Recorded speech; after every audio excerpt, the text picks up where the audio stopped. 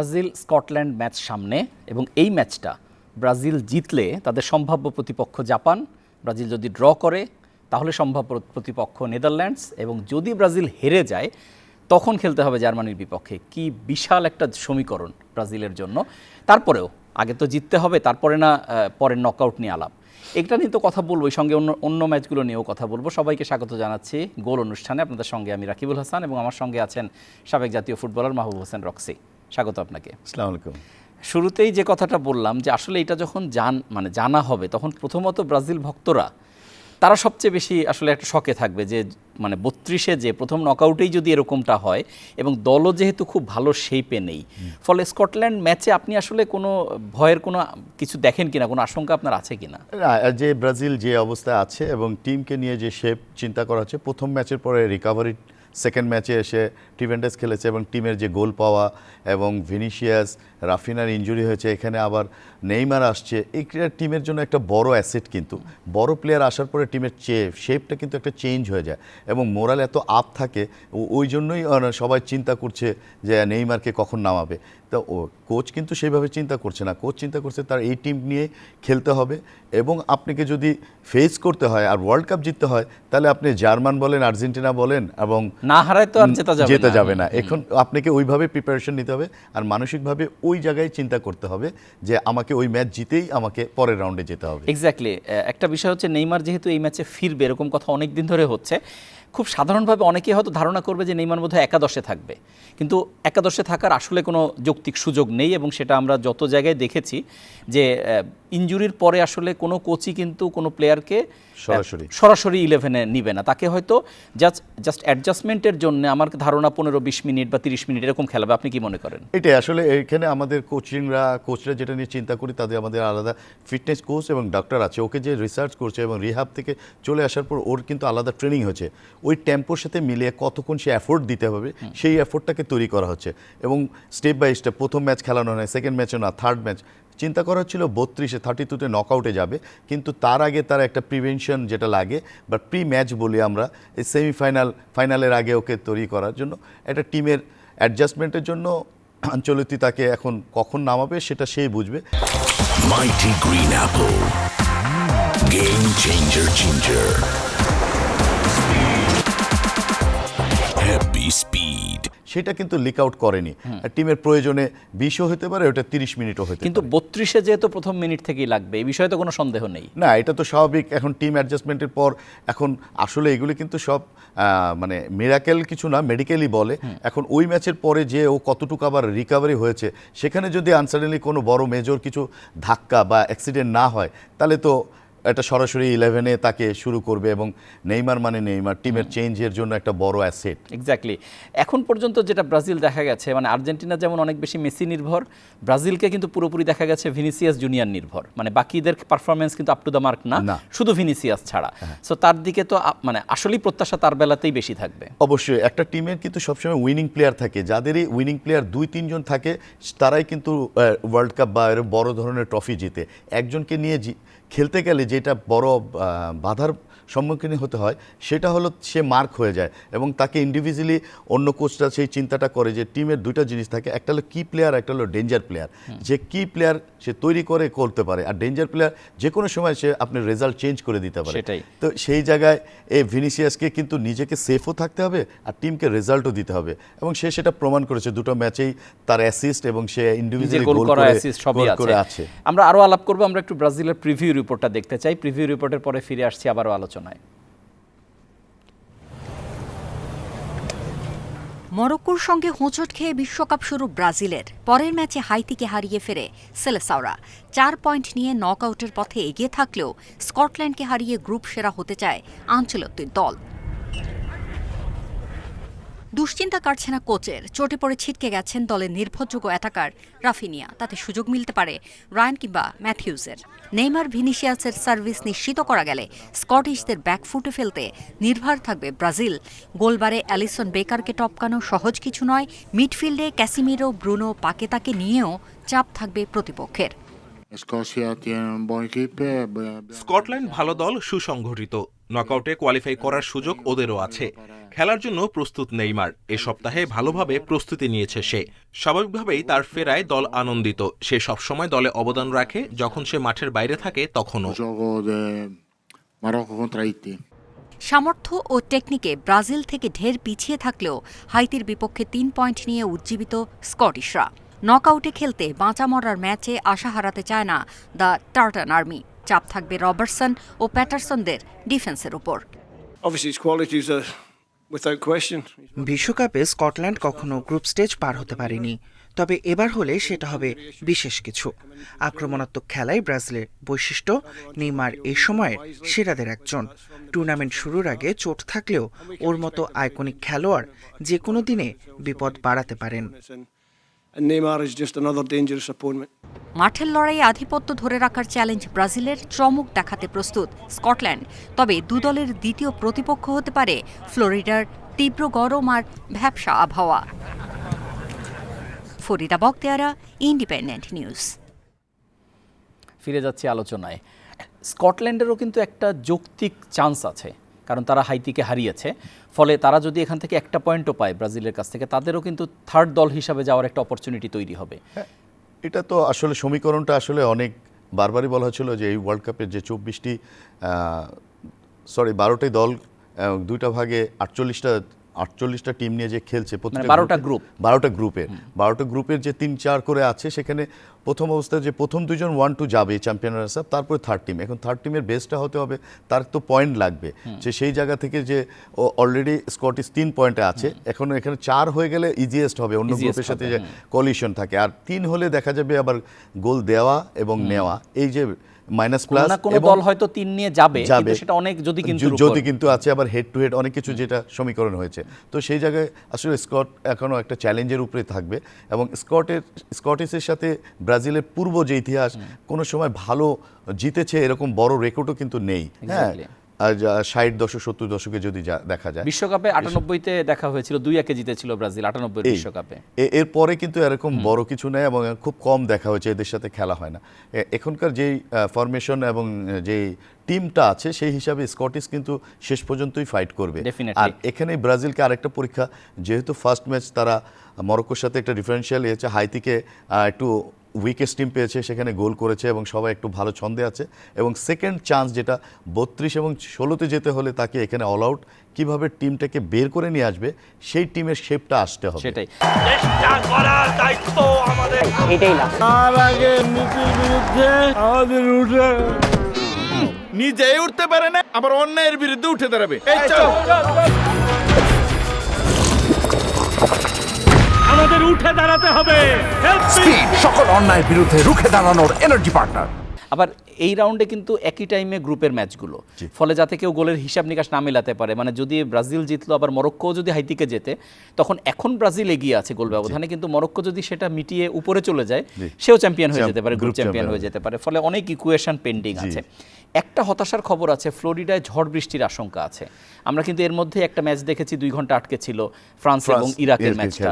তো আজকেও যদি সেরকম হয়, এটা ডেফিনেটলি একটা ফ্রাস্ট্রেটিং ব্যাপার হবে। হ্যাঁ, এত বড় ম্যাচের সময় এটাকে মানে এটা চলে গড গিফটেড ব্যাপার। এখন ওয়েদার আপনাকে কখন করবে, এবং আমেরিকার এইটার উপরে একটা বড় বাধা এবং একটা মানে ইতিহাসও আছে। ওদের এক খেলার সময় বলে এখানে বজ্রপাত পড়ে প্লেয়ারও মারাও গেছে, যার জন্য ওরা এটাকে খুব, এবং বিশেষ করে ফ্লোরিডায় অলওয়েজ টর্নেডোর একটা প্রবণ এলাকা, এটা একটা বড় অসুবিধা, দুর্যোগ এলাকার বলে, এবং যখন শুরু হয় অনেক বড় ধরনের অ্যাটাকটা করে। তো আমরা আজকের ম্যাচ নিয়ে আরো কথা বলবো। আমরা একটু গতকালে ফিরতে চাই, এবং ক্রিস্টিয়ানো রোনালদোর বিষয়ে আলাপ না করলে সেটা অন্যায় হবে। এবং একমাত্র খেলোয়াড় যিনি 6টা বিশ্বকাপে গোল করেছেন, প্রথম ম্যাচের পরে চাপে ছিলেন। কালকে আসলে হ্যাটট্রিকটা বোধহয় ডিজার্ভ করছিলেন, কিন্তু শেষ পর্যন্ত হয়নি। এটা আসলে ফুটবল লাকের খেলা। গোল পেতে হলে আপনাকে অনেক ইজি গোল হয়, আবার অনেক ডিফিকাল্ট বলও গোল হয়, আবার ইজি গোলও হয়ও না। মেসিকে দিয়ে চিন্তা করেন, পেনাল্টি মিস করেছে কিন্তু বক্সের বাইরে থেকে টিভেন্টাস গোল করে। সেম রোনাল্ডোকে চিন্তা করেন, রোনাল্ডো কিন্তু প্রমাণ করেছে অত ফার্স্টেশনের পরে, এবং এই বিশ্বকাপ থেকে তার 6 নম্বর এবং 41 বছর সবচেয়ে বয়স্ক প্লেয়ার হিসাবে তার 2টো গোল। কালকে হ্যাট্রিক হলে এটাও মনে হয় রেকর্ডের খাতায় ছড়ে থাকতো। তো সে এটাকেই উদযাপন করেছে এবং সে বলেছে আই অ্যাম ব্যাক এবং উই আর ব্যাক, আমি এসেছি এবং আমরা আসছি, এভাবেই ফিরতে হয়। এবং সেটা তার পারফরমেন্স দিয়ে প্রমাণ করেছে এবং তাদের যে প্ল্যানিংটা ছিল, আমরা যেটা নিয়ে হতাশা, এবং ফুটবলে যে একজনকে নিয়ে নির্ভর, এটা আসলে ফুটবল একজনকে নিয়ে না, কখনোই তাকে দোষ দেওয়া যেত না, কিন্তু তাদের টিম হিসেবে এটা কিন্তু একটা প্লাস পয়েন্ট হয়েছে। যে বাধা এবং এত বেশি সমালোচনা হয়েছে সেটাকে তাদেরকে আরও বেশি সমষ্টি করেছে। দেখেন পোস্ট ম্যাচে রোনালদো খুব হতাশা এবং খুব ইন্টারেস্টিং কিছু কথা বলেছেন, যে পারফর্ম না করলে তখন আমি বুড়ো, এ নিয়েও যখন এরকম কথা হয়, এটা আসলেই তার জন্য হ্যান্ডেল করাটা একটু চ্যালেঞ্জিং ছিল। তো সেই জায়গা থেকে আসলে অনেক বড় মাপের খেলোয়াড় এবং তার মেন্টাল টাফনেস এত বড়, এবং ওয়ার্ল্ড কাপ বা ইউরো জিতেছে, সেখানে ওয়ার্ল্ড কাপ জেতার মতো কোয়ালিটি তার এবং তার টিমেরও আছে। সেইটাকে সে বাধা বিপত্তি সব পিছনে ফেলে কালকে মাঠে নেমে সে দুর্দান্ত 2টি গোল করেছে, এবং গোলের প্ল্যান এবং হ্যাটট্রিকের যে সুযোগ ছিল সেটা তো চান্স ক্রিয়েট করেছে, 90 মিনিট পর্যন্ত খেলেছে। মনে হচ্ছে যে হ্যাঁ, সে ফিরে আসছে এবং সামনে তার টিমের জন্য। রোনালদোর এই যে সাফল্য, সেটা নিয়ে আমরা আরও কিছু কথা বলবো, তবে এখানেও আমরা একটা রিপোর্ট দেখাবো, কারণ রোনালদোর এই সাফল্যের পরে একটা রিপোর্ট ডিজার্ভ করে। আমরা রিপোর্টটা দেখে ফিরে আসছি। ডিআর কঙ্গোর বিপক্ষে নিষ্প্রভ রোনালদোকে দেখে অনেকে তার সমাপ্তির এপিটাফ লিখতে বসেছিল, কিন্তু উজবেকিস্তানের বিপক্ষে জোড়া গোল করে CR7 বুঝিয়ে দিলেন তিনি ফুরিয়ে যাননি। চলতি বিশ্বকাপে প্রথম ম্যাচের পর কম ট্রলের শিকার হননি।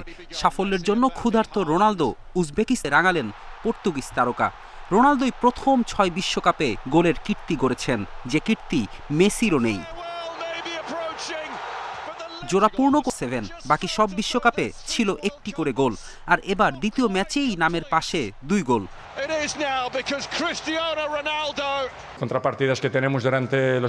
খুব কঠিন একটি সপ্তাহ গেছে, বিশেষ করে কোচ ও আমার জন্য। ভালো খেললে রোনালদো গ্রেট, আর খারাপ খেললে তিনি শেষ, তিনি বুড়ো। সবসময় এমনটিই হয়, তবে আমি আমার কাজের প্রতি বিশ্বাস রাখি।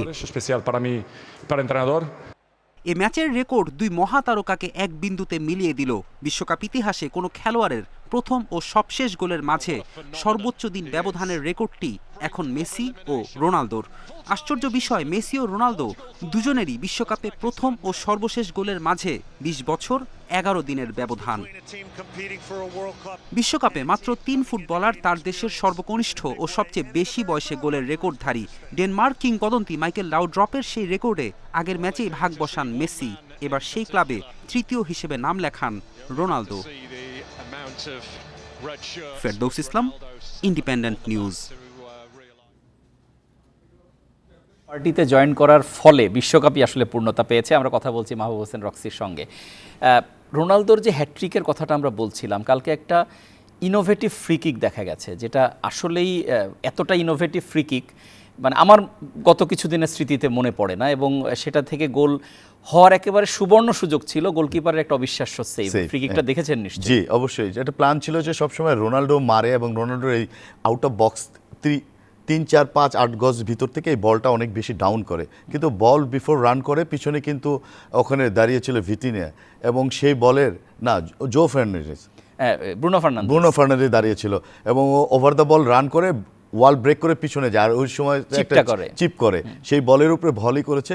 গোলকিপার জাজমেন্ট ভালো ছিল, ব্লক করেছে, শেষ পর্যন্ত সে নিজে করেনি, তার থায়ে লেগে বলটা সেভ হয়ে যায়। এটা টাইমিং সেন্স এবং ইকুয়েশন, এগুলি কিছু আসলেই বড় মাপের প্লেয়ারদের এই তারা ডিসিশন মেকিংয়ে অনেক বেশি সায়েন্স এবং অল্প সময়ের মধ্যে কিন্তু এই সুযোগগুলি তারা তৈরি করে ফেলছে। সেটাই। ইভেন আরেকটা যেটা ফ্রি কিক থেকে গোল হয়েছে, সেখানেও কিন্তু সবাই ভেবেছিলেন রোনালদো মারবে, কিন্তু বিষয়টা তা হয়নি। হ্যাঁ, সবাই রাইট ফুটে 3 জন দাঁড়িয়ে রয়েছে, লেফট ফুটে আনমার্ক অবস্থায় এখানে লেফট ব্যাক হলো মান্ডি, নুনো মান্ডিস দাঁড়িয়ে রয়েছিল।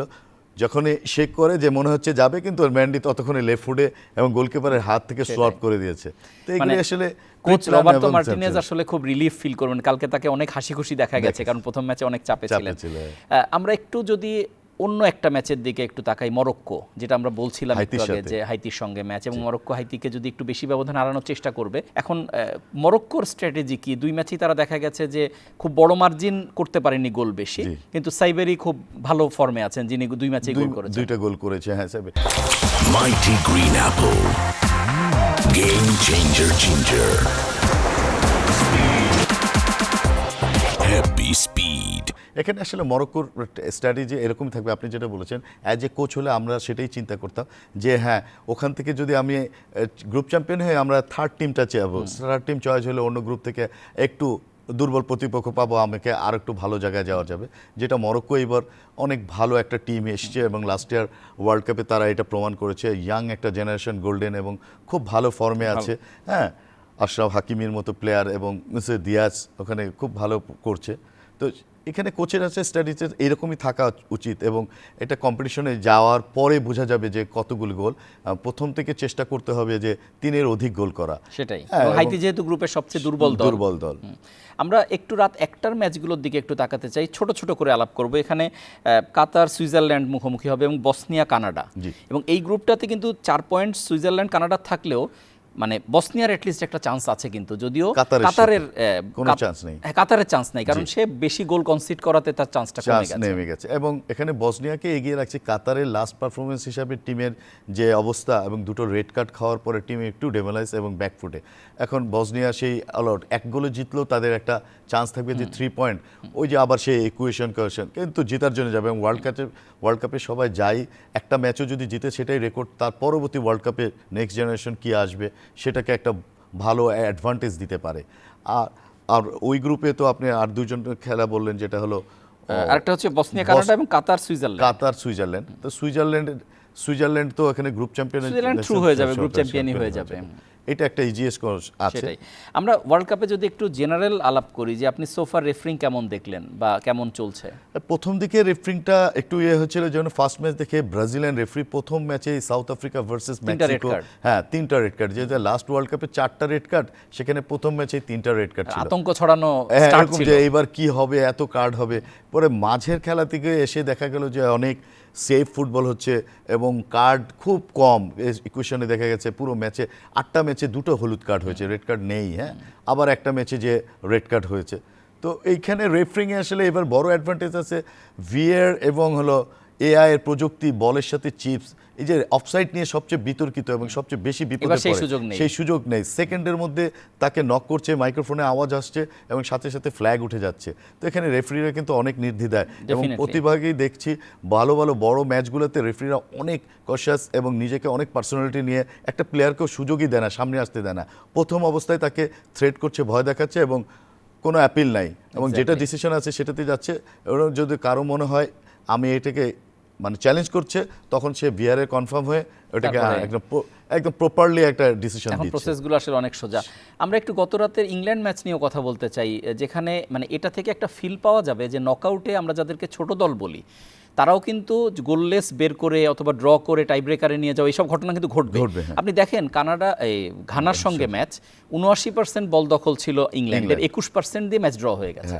এটা আসলে বল পজিশনটা বড় মুখ্য না, অ্যাজ এ প্ল্যান কোচের যেটা থাকে যে এমনি আফ্রিকান টিমগুলো দেখেছি অ্যাজ এ ফিজিক্যালি স্ট্রং এবং স্টেমিনার, পাওয়ার, স্কিলে, ডুয়েলে এগুলো অনেক টাফ খেলে, এরিয়ালেও ভালো থাকে, দীর্ঘদেহী, সাথে ডিপ ডিফেন্ডিং করে, একদম লো ডিফেন্ডিং ব্লক যেটা বলে, একদম বক্সের উপরে 10 জন প্লেয়ার থাকবে, কোনোভাবে সুযোগ নাই।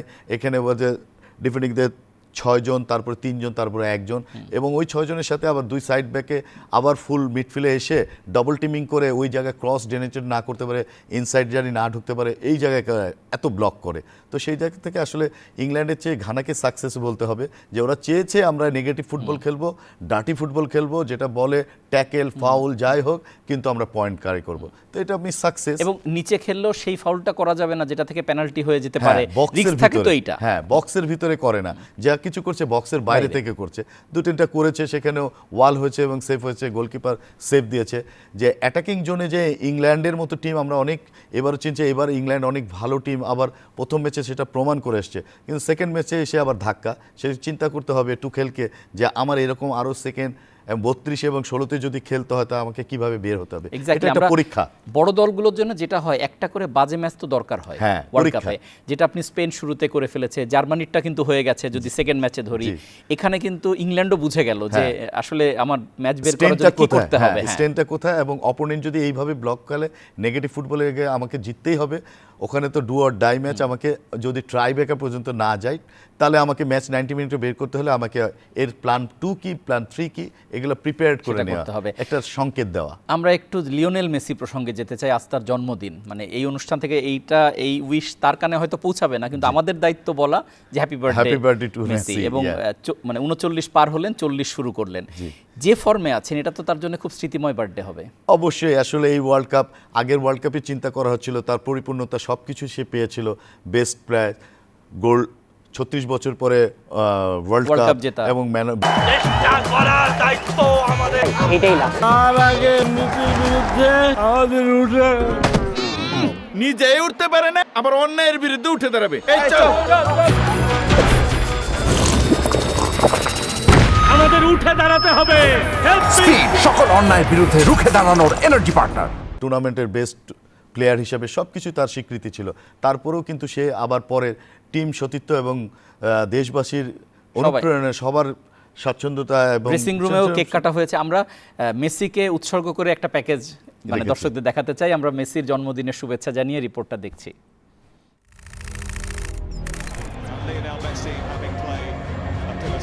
লিওনেল মেসি গুগল সার্চ ইঞ্জিনে সর্বোচ্চবার দেখা ফুটবল তারকা। 920 কোটিরও বেশিবার খোঁজ নেওয়া হয়েছে ম্যাজিক বয় সম্পর্কে। সবচেয়ে মজার বিষয় হলো পৃথিবীর জনসংখ্যাও এর চেয়ে কম, তাতে সহজেই অনুমেয় মেসিকে নিয়ে কতটা পাগলাটে কৌতূহল মানুষের। এবারে বিশ্বকাপে প্রথম হ্যাট্রিকের রেকর্ড মেসির। পরের ম্যাচেই জোড়া গোলে মিরোস্লাভ ক্লোসাকে ছাড়িয়ে সর্বোচ্চ 18 গোলে অনন্য। 2006 বিশ্বকাপে অভিষেক, 22-এর বিশ্বমঞ্চে শিরোপা উদযাপন। মেসির অতিমানবীয় ফুটবল কৌশল আর নিবেদন কখনো কখনো অবিশ্বাস্য মনে হয়। সে মেসি যেন আবার হার জিত আর অর্জনে সাধারণের মতোই কেঁদে কেটে একাকার হন।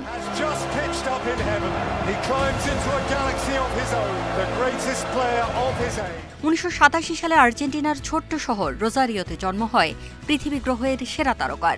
বাবা হোর্হে মেসি আর মা মারিয়ার নাম প্রায় সবারই জানা। কিশোরকালে গ্রোথ হরমোন ডিফিসিয়েন্সি সমস্যায় ভুগেছেন। দুনিয়া জুড়ে দুটি ছড়ানো মেসির সেই যুদ্ধ জয়ের গল্প অন্য অনেকের জন্য হতে পারে হতাশা উতরানোর মোটিভেশন। 3 সন্তানকে নিয়ে আন্তোনেলার সঙ্গে সুখের সংসার এখন। মেসির জন্মদিনের ঠিক আগে আগে সামাজিক মাধ্যমে দারুণ এক পোস্ট ফিফার। যে কোনো বিশেষণই যখন কম মনে হয় তখন শাহ আব্দুল করিমের এই গানের কথাই মেসিকে বর্ণনার জন্য জুৎসুই।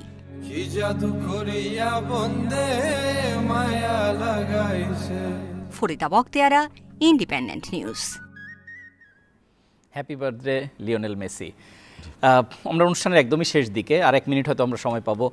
ব্রাজিল স্কটল্যান্ডের স্কোর লাইন কি হতে পারে, আপনার প্রেডিকশন কি বলে? আমি এই ম্যাচকে আসলে একটা ভালো ম্যাচ চিন্তা করছি এবং ভালো ম্যাচ খেলবে। এখন স্কটিশ তো পয়েন্ট 1-এর জন্য যাবে না, যেহেতু এটা ওরাও গোল করতে যাবে, যদি জিতলে ওদেরও গ্রুপ চ্যাম্পিয়নের আবার টপে যাওয়ার সুযোগ আছে। সেখানে ব্রাজিলকে এগিয়ে রাখছি এবং ব্রাজিল 1-0 গোলে এটাকে জয়যুক্ত হবে। 1-0 মানে তো টাফ ম্যাচ হিসাবে, যেহেতু ইউরোপিয়ান দল যাবে, ইউরোপিয়ান দল। এটা নেইমারের কাছে এক্সপেকটেশন কি, মানে কেমন নেইমারকে ফিরে পেতে চাচ্ছেন? আসলে আমিও নেইমারের ভক্ত। মেসি, নেইমার আসলে ডিফারেন্সিয়াল প্লেয়ার। এরা নামার পরে মাঠের খেলায় কিন্তু অন্যরকম হয়ে যাবে। নেইমারের কাছে একটা ভালো এবং পজিটিভ ফুটবল, যেটা টিমের জন্য অনেক ভালো, এবং নিজে জানি সুস্থ থাকে সেটাও কামনা করছি। ভালো ম্যাচ খেলতে হলে তাকে ভালো সুস্থ থাকতে হবে এবং ভালো রেজাল্ট করতে হবে। এবং বিশ্বকাপের আগেই কিন্তু তিনি একবার মাঠে ফিরে আবার ইনজুরিতে পড়ছেন, এটা একটা বড় রিস্কের জায়গা। সেইটাই আমি চিন্তা করছিলাম এবং মনে করে যাচ্ছি যে নেইমার নামার পরে আবার অতিরিক্ত মাত্রায় প্রেশার নেয় না জানি, এবং ও টিমের জন্য জানি একটা সাপোর্টিং প্লেয়ার হিসাবে ভালো শুরু করতে পারে। কোচকে নেইমারকে ব্যবহার করার বিষয়ে অনেক পরিকল্পিত হতে হবে, এটা হচ্ছে সবচেয়ে জরুরি বিষয়। মাহবুব হোসেন রক্সি, আপনাকে অসংখ্য ধন্যবাদ জানাচ্ছি আমাদের গোল অনুষ্ঠানে সময় দেওয়ার জন্য। ধন্যবাদ দর্শকদের, ধন্যবাদ। দর্শক, শুরুটা যেভাবে করেছিলাম, ব্রাজিল স্কটল্যান্ড মাঠে নামবে ভোর 4টায় এবং একই সময়ে মরক্কো খেলবে হাইতির বিপক্ষে। ফলে এই দুটো ম্যাচের সঙ্গে কিন্তু জড়িত যে প্রতিপক্ষ হিসাবে কে নেদারল্যান্ডসকে পাবে, কে জাপানকে পাবে, এই হিসাব নিকাশ। তো সেগুলো আপনারা মিলাবেন, খেলা দেখবেন। ধন্যবাদ গোলের সঙ্গে থাকার জন্য।